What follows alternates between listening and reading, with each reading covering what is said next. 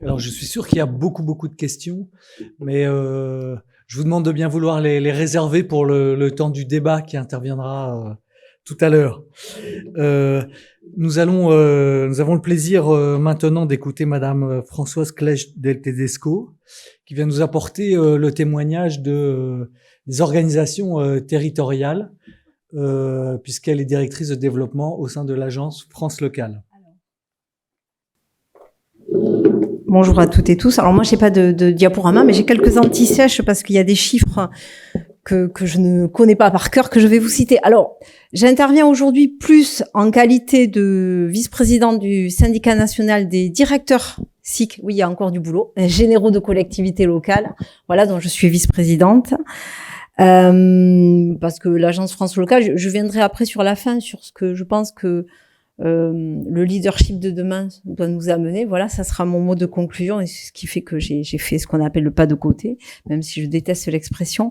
C'est de ce point de vue-là, moi je vais vous parler des collectivités locales, de la réflexion qu'on a pu avoir en tant que dirigeant territorial. Et puis j'ai une particularité, c'est que ça s'entend mon accent, je suis toulousaine, donc les crises que vous citiez, monsieur, je les ai vécues de plein fouet. J'ai vécu à ZF en tant que professionnelle, puisque je travaillais dans un SDIS, sur des fonctions ressources, et personnellement, puisque j'étais toulousaine, donc j'ai été impactée par AZF. Mohamed Merah, les attentats de Mohamed Merah, c'était pareil. J'étais également en SDIS, au SDIS de Haute-Garonne. Et je l'ai vécu également parce que j'ai des proches qui avaient leurs enfants scolarisés à l'école aux Zaratoura. Et j'ai également travaillé dans un département qui est celui de Haute-Garonne, où je coordonnais la gestion de toute crise sociale, climatique, les attentats. Et j'ai eu à gérer notamment, outre la gestion du Covid, l'effondrement d'un pont suspendu, où il y a eu 2 décès, dont le décès de la fille d'une de mes collaboratrices. Donc sur comment on se positionne en tant que leader, en tant que manager, et qu'est-ce que ça vient convoquer humainement. Je dis humainement parce que je suis pas sûre qu'il y ait une différence parce que j'étais une femme, je sais pas. Voilà, parce que j'ai beaucoup de questions par rapport à ça, madame, mais voilà. Voilà d'où je parle un peu pour vous donner. Bon, l'agence France Locale, c'est le titre qui a été pris, j'avais demandé que ce soit rectifié, mais c'est pas éclairant, c'est plus vous parler des collectivités locales. Les collectivités locales en France, il y en a beaucoup, il y a des grosses régions, des départements, des communes, des intercommunalités, et ce sont des entités qui sont mobilisés sur toutes les gestions de crise, qui ont été fortement mobilisés sur le Covid, qui auront un rôle à jouer sur la prévention de toutes les crises climatiques. Donc, je pense que c'est important aussi, merci de nous avoir invités, de parler à ce titre-là. Voilà. Syndicat national des directeurs généraux. J'ai vérifié avant d'intervenir parce qu'on dit DGS et puis c'est bien directeurs généraux de collectivités territoriales. Donc, il va falloir qu'on bouge un peu les choses. Ça représente à peu près 4000 adhérents qui sont des fonctions de dirigeants territoriaux ou directeurs généraux adjoints. Voilà. Donc, j'ai regardé un peu les chiffres. Je voulais d'abord vous citer un chiffre, c'est 30. Ça fait 30 ans qu'on attend d'avoir une première ministre en France, c'est tout récent. Elle a dédié sa prise de fonction aux femmes. Donc, peu importe le symbole, quand on parle de la place du leadership au féminin, il faut voir aussi quels sont les dirigeants territoriaux. Il y a des règles de parité au niveau des dirigeants locaux. Aujourd'hui, il y a 6 présidentes de région sur 18 régions. Il y a 6 présidentes de départements sur l'ensemble des départements français. Donc, quand ces dirigeants-là, qui sont des élus, quand ce focus-là, qui sont des élus, vont recruter des leaders, des dirigeants, on voit bien qu'en effet miroir, on a déjà un contexte avec une approche qui peut éventuellement être, c'est une question, parce que j'ai pas mes réponses sont beaucoup plus nuancées, j'ai fait exprès d'avoir une approche, sont beaucoup plus nuancées. Dans la fonction publique territoriale, il y a des règles. Vous en parliez, madame. Il y a des règles pour les collectivités locales qui imposent pour des primo-nominations que 40% des postes soient réservés à des femmes sous peine de pénalité financière pour les collectivités locales qui emploient de plus de 40 000 habitants. Or, en France, il y a beaucoup de communes qui sont de moins de 40 000 habitants. Quand on regarde, vous l'avez cité, 60% des femmes fonctionnaires dans la fonction publique, 60% des femmes dans la fonction publique, il y a 60% des femmes. Quand on regarde la proportion au niveau des postes de direction générale, notamment dans la territoriale, on est à 61%. Les choses sont un peu moindres. On a à peu près 28% de femmes qui sont dans les collectivités, donc qui ont l'obligation, qui sont directeurs généraux des services.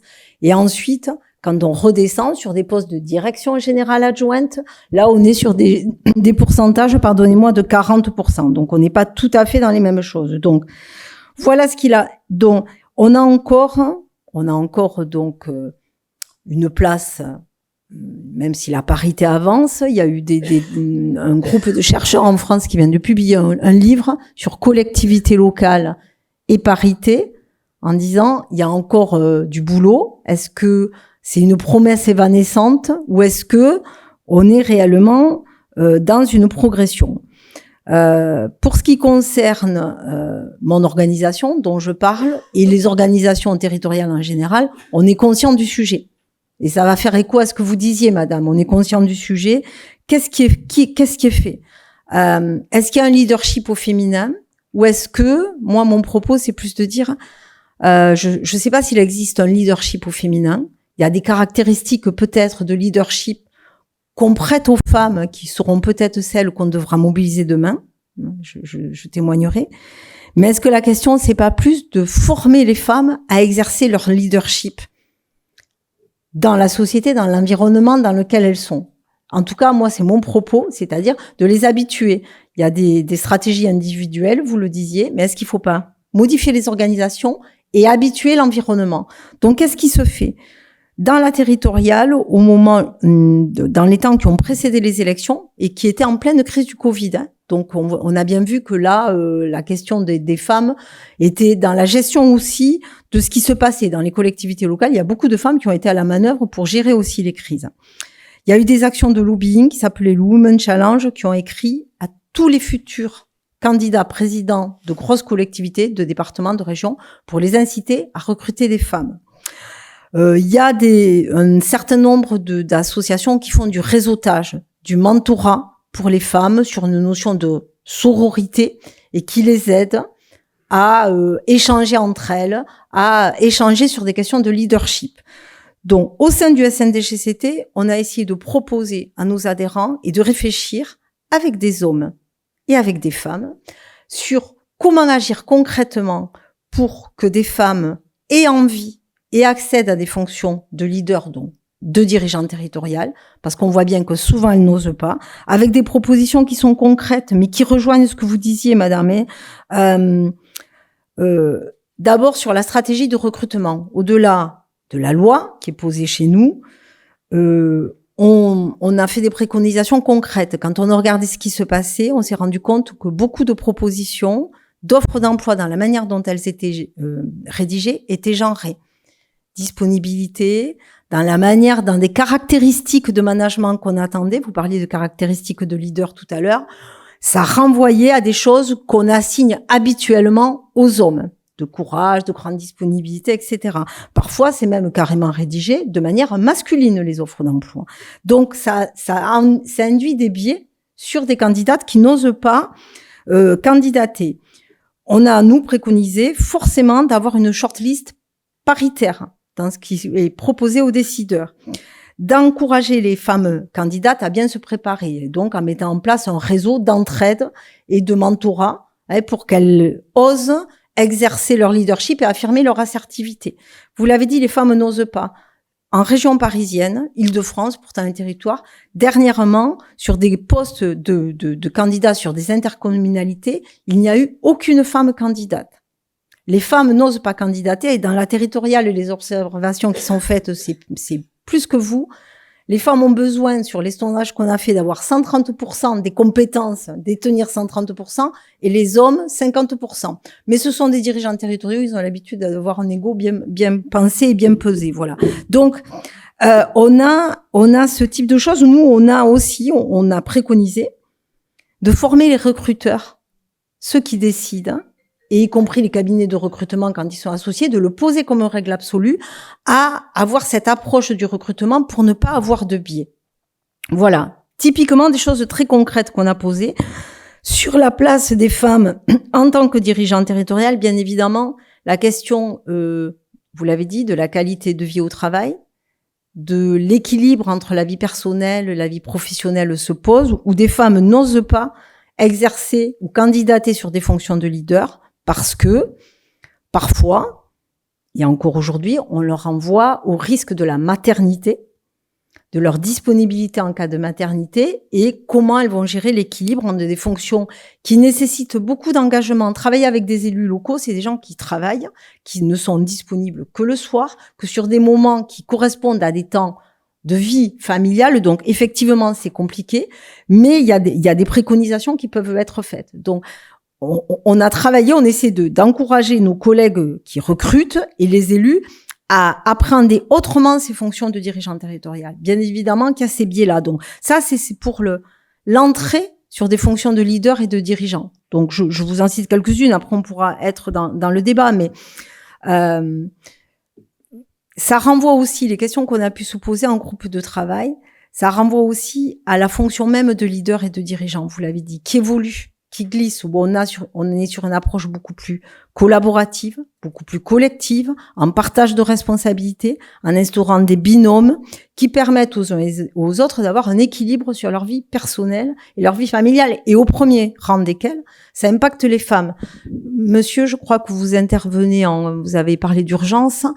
Il y a une petite étude qui est passée d'un collègue de l'association des directeurs de département, mais elle a été peu reprise.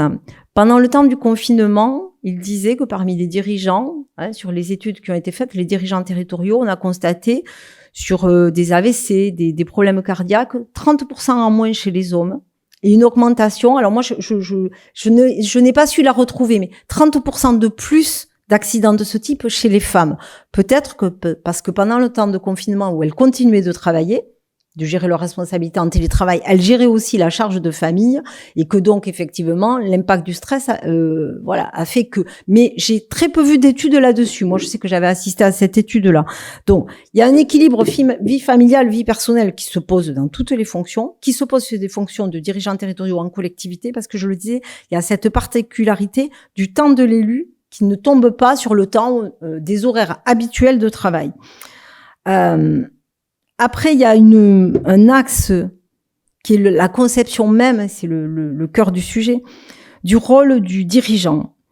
Est-ce que il y a un leadership féminin? On a des caractéristiques supposées ou évoquées, vous le disiez, madame, sur la capacité d'écoute, la capacité d'empathie qu'auraient les femmes, plus particulièrement que les hommes. J'ai échangé avec beaucoup de collègues en amont de cette intervention. On partage pas forcément nous cette assertion parce que on pense que ça dépend des individus, ça dépend de leur parcours, ça dépend des moments, ça dépend de ce qu'elles ont à décider. Moi, j'ai exercé beaucoup de fonctions chez les pompiers où j'avais des officiers sapeurs-pompiers qui dépendaient de mon autorité. Là, je travaille dans une agence publique qui est en mode start-up où il y a 35 personnes, où tout le monde se tutoie. J'ai travaillé dans des gros départements où j'avais 500 personnes sous mon autorité. Je n'avais pas le même style de leadership et de management que je l'ai aujourd'hui ou que je l'ai eu. Voilà. Et peut-être aussi, en fonction des situations, c'était pas le même. Donc, je pense qu'il y a une notion vraiment d'adaptation au moment et aussi sur son parcours de vie, sans doute. Mais la question du leadership, elle se pose aussi comme ça. Donc, ce qu'on a convenu, c'est que l'engagement des femmes sur les enquêtes qu'on a pu mener auprès de nos collègues dirigeantes, il est toujours très fort. Il y a parfois une tendance au surinvestissement des femmes, justement, pour démontrer qu'elles sont légitimes. Vous avez parlé de syndrome de l'imposteur, je pense, et qui existe beaucoup en France, beaucoup chez les femmes dirigeantes territoriales. Donc, il y a cette tendance au surinvestissement pour démontrer que oui, elles ont bien leur place. Donc ça, on pense, nous, que sur la question du leadership, ça peut avoir un effet négatif dans la manière de l'exercer et qu'il faut bien qu'on entoure et qu'on encourage nos collègues à ne pas tomber dans ce syndrome-là. Chez les directeurs généraux de collectivités territoriales, comme sans doute chez d'autres ici, il y a une notion un peu sacrificielle de la fonction.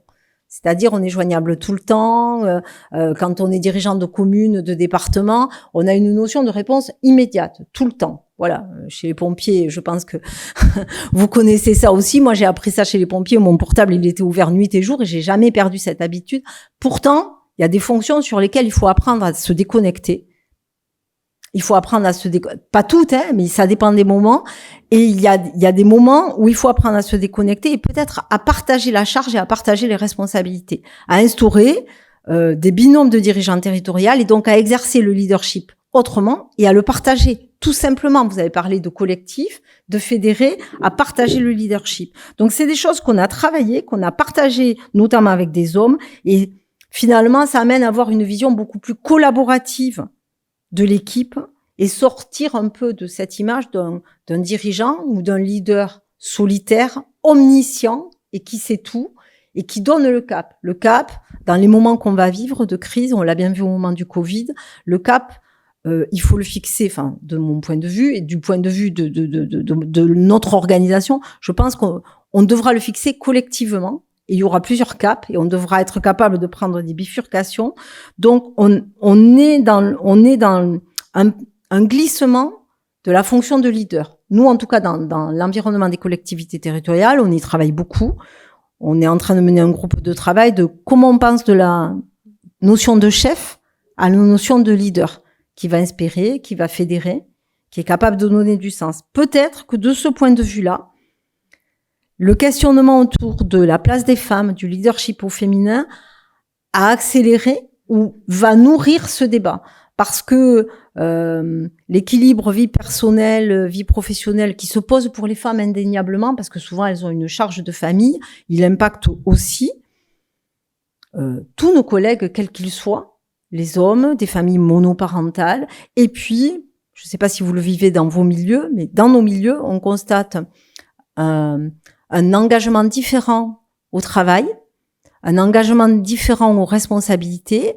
Et les collectivités locales aujourd'hui ont un problème d'attractivité sur des fonctions de directeurs généraux parce que, y compris les hommes, ne veulent plus s'engager sur des fonctions de responsabilité qui mobilisent trop de temps et sur lesquels le Covid a eu cet impact-là. Ils ne veulent plus, parce qu'ils ont sans doute cette vision d'un leader qui doit être omniscient et qui doit tout assumer, ils ne veulent plus aller là-dessus. Donc, sur la question du leadership féminin, moi je dirais, les questions qu'on a eu à se poser dans nos organisations, sur quelle place on fait aux femmes, qu'est-ce qu'elles peuvent amener de plus, finalement, elles nourrissent le débat sur quel sera le leader de demain. Qu'est-ce qu'on attend de lui? Comment le mobiliser? Et comment l'intégrer dans un collectif de décision? Voilà, moi j'ai plus envie de voir si parce que une collectivité locale, c'est un monde particulier.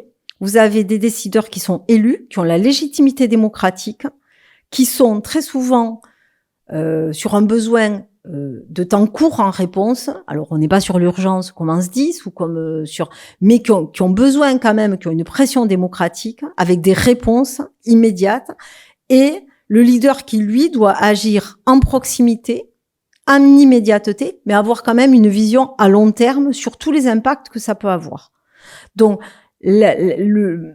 en tant que femme, moi, j'ai eu à gérer des crises, hein, j'en ai eu quelques-unes. Je me suis posé la question quand j'avais discuté avec Ayoub. Sincèrement, je ne suis pas sûre que j'aurais géré différemment les choses si j'avais été un homme ou qu'un homme à ma place aurait géré différemment les choses. Peut-être qu'en tant que femme, vous disiez souvent elles sont plus sur une approche différente de la représentation au pouvoir. On a l'habitude de gérer beaucoup de choses, y compris dans nos vies personnelles. On pense plus vite à tous les impacts et aux résultats. Mais sincèrement, moi, je crois peu à une question de management ou de leadership genré. De mon expérience à moi, mais ça n'est que mon témoignage et mon expérience, j'ai 3 enfants, j'ai un parcours de 30 ans en collectivité territoriale, je n'ai jamais pris de temps partiel. J'ai fait des choix de parents, à un moment de pas faire carrière sur certaines choses parce que ça impactait trop ma famille. Je n'ai jamais eu à faire des choix de mère. En tout cas, j'ai eu la chance d'être dans un environnement qui m'autorisait à ne pas faire des choix en tant que mère, mais en tant que parent. Voilà. J'ai un mari qui est également dirigeant territorial et qui a fait des choix de parents aussi, de carrière ou de non-carrière à un moment parce que c'était trop difficile et trop effectivement engageant. Voilà juste mon témoignage et moi je suis à vos dispositions plus pour échanger et discuter.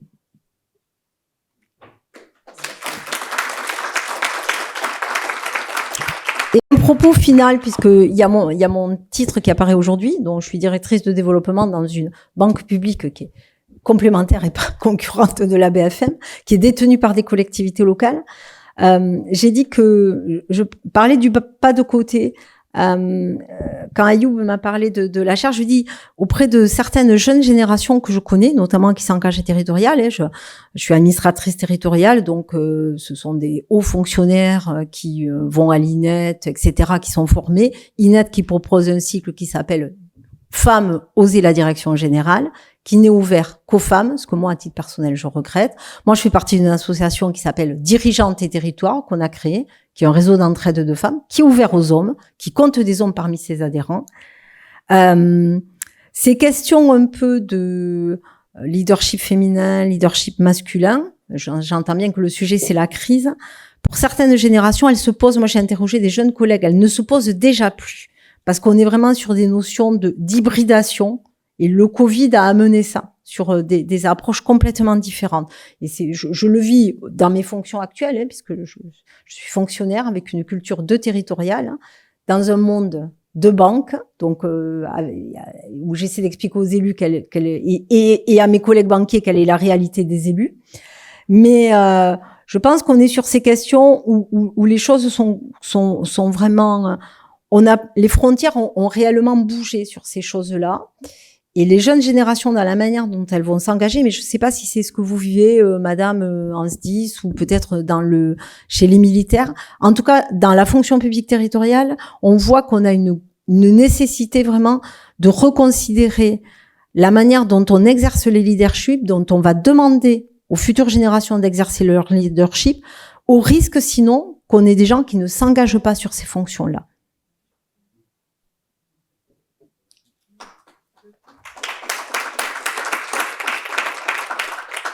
Je me permets juste de répondre parce que je suis commandante des sapeurs-pompiers, donc ça, je vais apporter un témoignage. Effectivement, chez nous, la proportion des femmes est beaucoup plus faible et beaucoup plus récente. Ça fait à peine 40 ans que les femmes peuvent devenir sapeurs-pompiers professionnels déjà, donc c'est très récent. Et actuellement, on est à 20% de femmes et simplement 5% de sapeurs-pompiers professionnels. Donc de fait, peut-être qu'on n'a pas la même impression. Chez nous, il faut quand même faire beaucoup plus ses preuves. On est beaucoup plus testé au départ dans une prise de fonction, notamment d'officiers dirigeants. Après, oui, une fois qu'on a fait nos preuves, une fois qu'on est intégré dans l'équipe, là, ça va de source et il n'y a plus de différence. Mais il y a vraiment ce passage-là qui est très important. Et comme on est très peu nombreuses, on est beaucoup plus regardées et beaucoup plus testées. Pour vous répondre, je parle, j'ai 32 ans de fonction de dirigeante territoriale derrière moi, donc les preuves, il a fallu les faire et les démontrer aussi. On est plus observé. Et je l'ai pas dit, mais dans l'association Dirigeantes et Territoires, on publie régulièrement chaque mois des portraits de femmes. Alors, faut se méfier du côté inspirant, mais c'est aussi pour habituer nos collègues féminines à voir que il y a des femmes qui sont installées dans un paysage de dirigeantes de territoire et les inciter à y aller. Voilà, au sein des collectivités, nous on encourage vivement à avoir un vivier, à repérer, parce qu'il y a la question de celles qui viennent de l'extérieur, mais en interne il y a aussi, et je sais qu'en SDIS il y a des expériences qui sont menées, vous en parlerez sans doute, pour inciter les femmes à accéder à des fonctions de dirigeantes au sein de collectivités, il y a des grosses collectivités, et donc les accompagner, les mentorer, les coacher pour les inciter et bien leur démontrer qu'elles ont toute leur place et autant leur place que nos collègues hommes à accéder à des responsabilités supérieures. Mais bien sûr qu'on a toujours le sentiment quand même qu'il faut faire un peu plus ses preuves. On a toutes eu des questions sur un recrutement, outre que c'est illégal, sur combien avez-vous des enfants? Allez-vous assumer? Comment allez-vous concilier votre vie de famille et ce niveau de responsabilité? Ah, mais vous venez en célibat géographique, mais qu'allez-vous faire avec vos enfants? Voilà, moi je l'ai beaucoup eu sur. Maintenant, le privilège de l'âge fait qu'on ne me pose plus ce type de questions, mais je l'ai beaucoup eu sur ma carrière. Je dirais presque systématiquement sur nombre de recrutements, y compris d'élus femmes qui me posaient la question. Pour compléter, C'est vrai que le milieu sapeur-pompier, j'imagine que le milieu militaire est un peu pareil. Je veux pas dire que c'est un milieu qui est archaïque, mais il y a une image d'Épinal sur les missions, sur l'approche physique, combat, qui finalement genre un peu l'organisation et la structure, enfin qui genre la structure et la réussite de la mission, ce qui fait que l'intégration des femmes à des postes de commandement exige effectivement qu'on fasse plus facilement nos preuves. Et pour aller même au-delà de ce que a dit ma collègue, c'est que une fois que nous avons fait nos preuves, nous sommes beaucoup plus testés. Une fois que nous avons fait nos preuves, il y a une approche plus bienveillante de nos collègues masculins. Mais effectivement, c'est beaucoup plus exigeant au départ. Mais il y a une représentation, il y a vraiment une image d'Épinal, hein, les pompiers, les héros, mais les militaires, c'est pareil. Et donc, du coup, la fracture est encore plus grande que dans la fonction publique territoriale classique, où finalement, on peut faire preuve de nos compétences administratives, gestionnaires, économiques, etc. Nous, on a en plus cette approche du physique, du combat, du feu pour les pompiers, et c'est beaucoup plus exigeant et du coup plus difficile. C'est probablement pour ça qu'en proportion, on a plus de mal à percer, même si quand on perce, finalement, on a une vraie reconnaissance de nos collègues. Je partage, hein, et moi j'ai eu la double peine puisque j'étais à DAF en SDIS et je n'étais pas pompier. Et j'ai fait un paquet d'exercices avec avec mes équipes de la formation, y compris le caisson de feu, pour montrer que voilà, j'avais le fameux courage pour y aller. Et à partir de là, effectivement, le regard de certains sous-officiers qui me contestaient une autorité, mais c'était leur mot, a changé, mais j'avais bien compris qu'il fallait en passer par là. Bon, au demeurant, c'est une expérience très intéressante. Mais je vous rejoins, une fois qu'on a fait ces preuves sur l'action, la légitimité, elle est accrue et elle est acquise, j'ai tendance à dire. Monsieur, pardon. Oui, à la fin peut-être, hein, ouais. Pardon, excusez-moi. Oui, ben, c'est parfait. On voit qu'il y a déjà beaucoup de questions qui viennent. Alors merci pour ce petit produit d'appel là pour introduire l'intervention qui viendra après la pause. Effectivement, tout de suite, on a une pause café environ d'un quart d'heure et puis on reprendra cette première session sur le leadership au féminin.